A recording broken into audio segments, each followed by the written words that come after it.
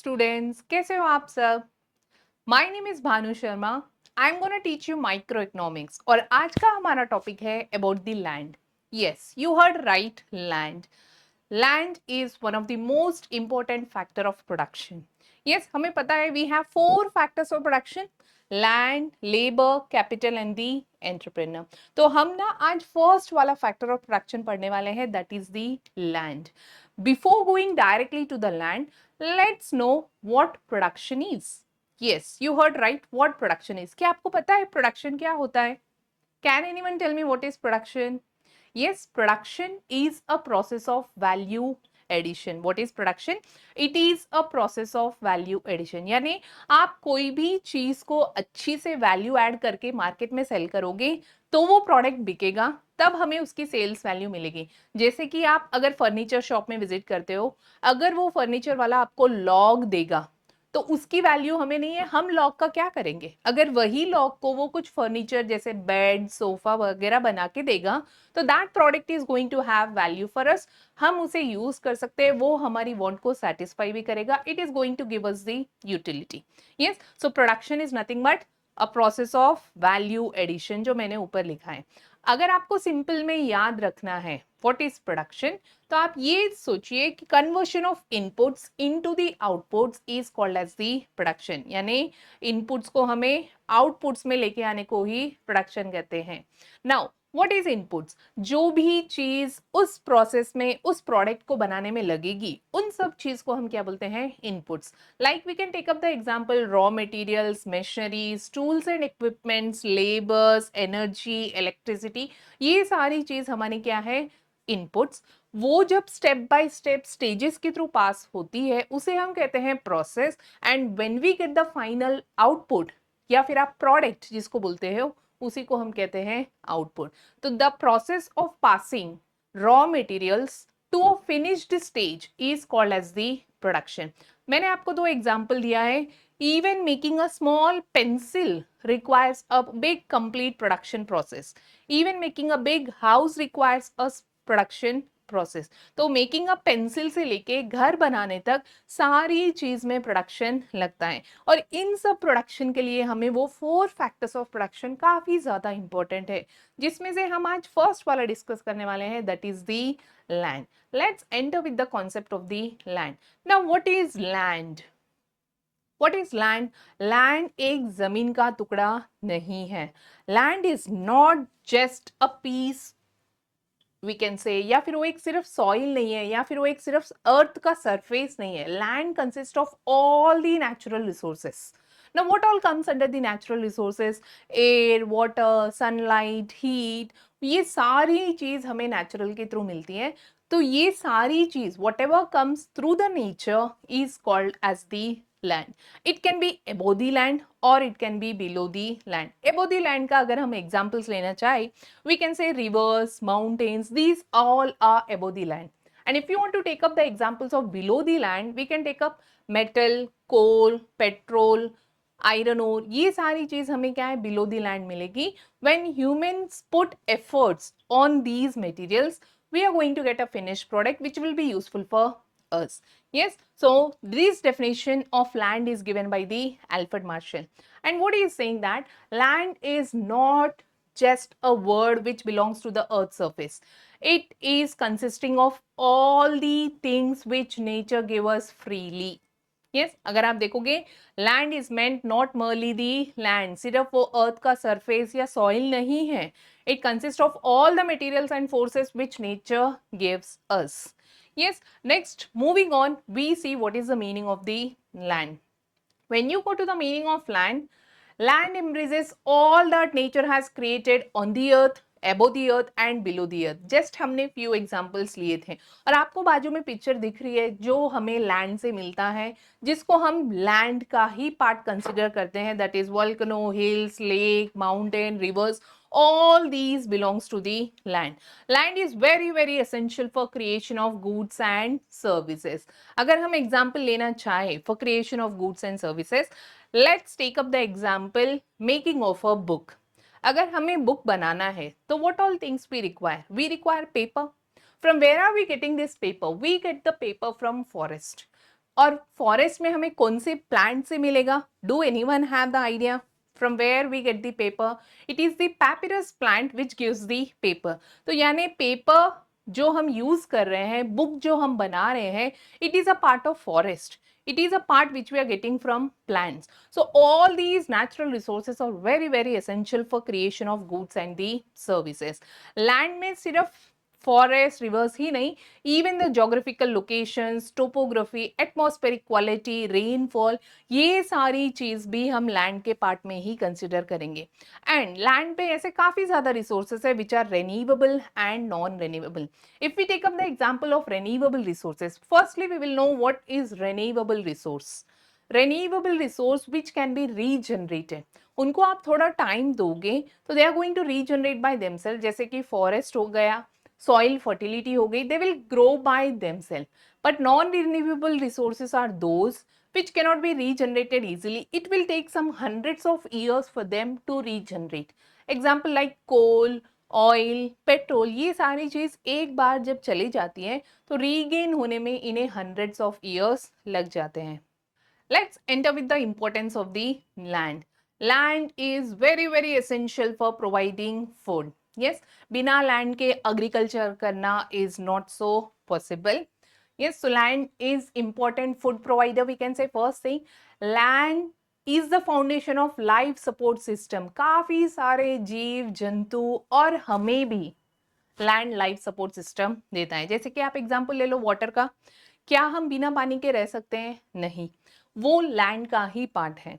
Yes, बहुत सारे animal सी में रहते हैं. If water is not there, how can they survive? So land is the foundation of life support system. Land के ऊपर हमें वाटर, एयर, सॉइल, ये सारी चीज रिक्वायर्ड है हमें जीवित रहने के लिए. Then land is also use for construction of buildings, homes, industries and many other things. आप लैंड से मटेरियल वेल्थ को जनरेट कर सकते हो. Land is the source for generation of material wealth. What is material wealth? जो भी हम कमाते हैं, how are we able to get it? We are able to get it through the land. Yes, हमने just example लिया था furniture का. तो लॉग से हम जब बना रहे हैं टेबल, चेयर, उसको सेल आउट कर रहे हैं, we are able to earn it. We have taken the example of book. आप किसी को पैपिरस प्लांट दोगे और बोलोगे उसको यूज कर लो, they are not going to use it. When you are using, when you are making that particular thing into a proper product which is going to satisfy the needs of a people, then they are going to purchase your product. यानी material wealth कमाने के लिए भी हमें land का काफी ज्यादा importance है. Even economic prosperity of a country depends upon the land. अगर country में natural resources काफी ज्यादा अच्छे हैं और लोगों को उनका यूसेज भी पता है कैसे उनको यूज किया जाए, तो इकोनॉमिक प्रॉस्परस होने में टाइम नहीं लगेगा. Economy will grow very fast. Yes, we can take up our example. India, we have huge natural resources, but because of some situations, we were unable to deal them properly. But now we are making progress very fast. Yes, and next when you go, agriculture के लिए भी हमें land की जरूरत है. Quality and quantity of soil, climate, rainfall, these all are the things which are required for agriculture to grow in proper. Even industries अगर country में grow करना चाहती हैं तो we require water. Water is a part of land. We require electricity. Electricity हम water से generate करते हैं. We go with the hydro. Yes, so इन सब सारी चीजों के लिए, चाहे वो agriculture हो, चाहे वो industry हो, चाहे वो service sector हो, we require land. That means land is a most important factor of production. Third point में जब आप देखोगे transportation के बारे में, अगर topography of the land surface is good, we can easily make the roads from one place to the other place. And even economic life के लिए all these factors of production are very very important. जैसे कि trade हो गया, agriculture हो गया, इन सब के लिए we require the land. And when you see the next one, land has a determining influence on molding of the life of a people, occupations and standard of living of the people. So for all these things, we require the land as a very important factor. When we go with the characteristics of a land, land is a free gift of nature. क्या हम land को बना सकते हैं? नहीं. We cannot produce the land. It's a free gift of nature. हम उस पे काम करेंगे, हम उसके ऊपर अपने एफर्ट्स लगाएंगे to produce something. but you cannot make the land because it's a free gift of nature. Second में land is limited in the area. Yes, land का जो एरिया है वो फिक्स है। क्या हम उसको आसानी से बड़ा कर सकते हैं? नहीं। हम एफर्ट्स लगा सकते हैं एंड हमने एफर्ट्स लगाए भी हैं। In whole land there were efforts made to bring land from the sea. They tried their best, but जो पोर्शन मिला है सी से लैंड का, it's a very small portion which we can bring from the sea to land. So easily आप land का area को नहीं बढ़ा सकते, it is fixed. We can make efforts, but that efforts are not going to give you 100% result. Yes, when we go with the third point, that is land is permanent. Land has indestructible powers. दूसरे factors of production क्या है? थोड़े time के बाद में destruction में हो जाएंगे, but land cannot be destructed because land has its originality. आप उनको थोड़ा time दोगे, land will regain all its fertility. It will start producing the results again. Then lacks mobility. Land cannot be moved from one place to the other place, whereas labor capital can be easily moved from one place to the another place. आप उनको invest कर सकते हो, आप उनको one country से दूसरी country पे send भी कर सकते हो labor और capital को, but land cannot be moved from one place to the another. When we see land is of infinite variety, no two pieces of land can be same. दो land pieces एक जैसे नहीं रहते. आप देख लो राजस्थान में आपको डेजर्ट एरिया ज्यादा दिखेगा, साउथ साइड में एग्रीकल्चर के लिए लैंड अच्छी दिखेगी, और आपको ये भी पता नहीं चलेगा कहाँ पे क्ले सॉइल खत्म हुआ है, कहाँ पे सैंडी सॉइल स्टार्ट हो गया है. Land has a infinite variety. Few is good for agriculture, few is good for the industrial purpose. So land varies from place to the place. And primary factor of production, land is the very essential factor of production. Without land, we cannot get the raw materials. Without land, production is not possible. चाहे वो agriculture हो या industry हो या service sector हो, land is very very essential in the process of production. When we say heterogeneous, different types of land have different producing capacity. जरूरी नहीं है कि agriculture land is only the best for agriculture. We have variety types of lands जहाँ पे हम different crops को grow कर सकते हैं. Then we go with the next slide. It is regarding factors affecting productivity of land. कौन से factors land की productivity पे affect करते हैं? The first one is the natural factor. Natural factor में आप ले सकते हो सॉइल, क्लाइमेट, रेनफॉल, टेम्परेचर. ये सारी चीज हमें बताएगी कि whether the land is good for cultivation और it is not good for cultivation. Yes, so अगर कहीं कोई जगह पे रेनफॉल अच्छी है तो वहां पे आप एग्रीकल्चर अच्छे से कर सकते हो. if an area is having a less rainfall, that might not suitable for the agriculture, it can be used for some other purpose. तो यानी natural factors का भी impact होता है on the land. Second is quality of land. अगर कोई land leveled है, अच्छा है, तो production के लिए it is good. आप रोड्स आसानी से डाल पाओगे, बट वही वो अनइवन लैंड वगैरह है तो then it is a somewhat problematic, जहाँ पे ह्यूमन एफर्ट्स ज्यादा लगेंगे उसको कुछ अल्टीमेटली रिजल्ट लाने के लिए. Means of irrigation deals with the water. अगर एरिया में रेनफॉल कम है पर्टिकुलर एरियाज में, अगर वहां पे इरिगेशन फैसिलिटीज अच्छी है तो भी आप प्रोडक्टिविटी को बढ़ा पाते हो. तो means of irrigation also place a very important role.